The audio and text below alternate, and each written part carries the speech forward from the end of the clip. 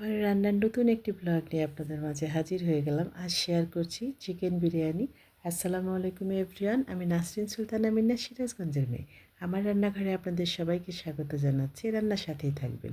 খুব সহজে এই রান্নাটা করেছি, আশা করি ভালো লাগবে। এই রান্নার জন্য একটা চিকেন আমি কিন্তু কেটে ধুয়ে ক্লিন করে নিয়েছি। এটা দেশি মোরগ ছিল। এটাকে এখন আমি কিছু টক দই দিয়ে একদম খুব সুন্দরভাবে ম্যারিনেট করে 30 মিনিটসের মতো রেখে দিব। খুব ভালোভাবে ম্যারিনেট করে আমি এটাকে রেখে দিলাম। এখন আমি কড়াই কিন্তু তেল দিয়ে দিয়েছি। 1 কাপ পরিমাণ পেঁয়াজ কুচি দিয়ে এটাকে খুব সুন্দর করে সফট করে ভেজে নেব। একদম বেরেস্তা নয়, একটু সফট হওয়া পর্যন্ত ওয়েট করতে হবে। তারপরে এর মধ্যে আমি কিছু মশলা অ্যাড করে দেবো। আদা বাটা, রসুন বাটা, জিরে বাটা দিয়ে খুব সুন্দর করে কিন্তু এটাকে আমি কষিয়ে নিচ্ছি। স্বাদ মতো লবণ দিয়ে দিবেন। তারপরে যে চিকেনটা আমি দিয়ে দিলাম, উল্টে পাল্টে খুব সুন্দর করে আমি কিন্তু এটাকে কষিয়ে নিচ্ছি। এখন আমি কষানোর পরে দিয়ে দিলাম বিরিয়ানির মশলা। এভাবে করে উল্টে পাল্টে বিরিয়ানির মশলা দিয়ে কিন্তু আমি চিকেনটা কষিয়ে নিচ্ছি। একটা আস্ত চিকেন আমি দিয়ে দিয়েছি। আমরা যখন বিরিয়ানি রান্না করি তখন অনেক অংশ কিন্তু বেছে বেছে দিই। আমি পুরো চিকেনটাই দিয়ে দিয়েছি। 1 কেজি চাল রান্না করবো, এই জন্য সবগুলোই আমি দিয়ে দিলাম। এভাবে করে কিন্তু উল্টে উল্টে আমি কষিয়ে নিচ্ছি। কষানো যত ভালো হয়, রান্নার স্বাদটাও কিন্তু তত বেশি ভালো হয়। মিডিয়াম আঁচে এভাবে করে কষিয়ে নেবেন। ভীষণ মিষ্টি একটা ফ্লেভার। আসলে বিরিয়ানির মশলাটা দেওয়ার পরে এত মিষ্টি ফ্লেভার বেরিয়ে গেল, এটাই হয়। এভাবে করে কিন্তু কষিয়ে নিতে হবে। আর চিকেন বিরিয়ানি কিন্তু সবাই পছন্দ করে, অনেক বেশি ভালো লাগে। এরকম একটা পর্যায়ে কিন্তু আমি চালটা অ্যাড করে দেব।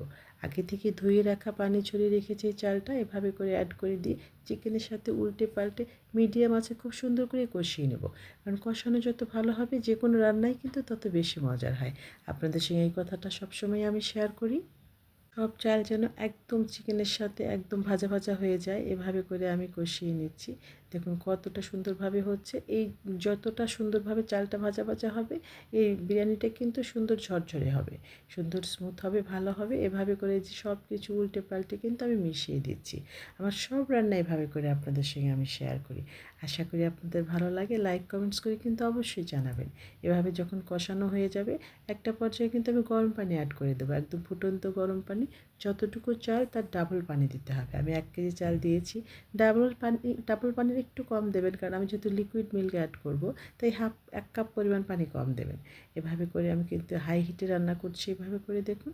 এখন কিন্তু হাই হিটেই করতে হবে। পানিটা যখন টেনে যাবে তখন আমি গ্যাসের ফ্লেমটা লো করে দিয়ে দমে রান্না করবো। এই যে 1 কাপ পরিমাণ লিকুইড মিল্ক দিয়ে দিলাম।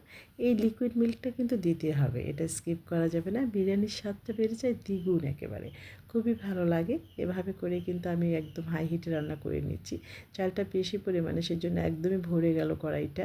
এই পানিটা যখন টেনে যাবে তখন এই যেভাবে করে কাঁচামরিচ অ্যাড করে দিলাম, ঢেকে দিলাম। দমে রান্না করছি। আমি কিন্তু ঘি অ্যাড করে দিয়েছি, আপনারা ঘি অ্যাড করে দিবেন। দেখুন কতটা সুন্দর হয়েছে। ভালো থাকবে।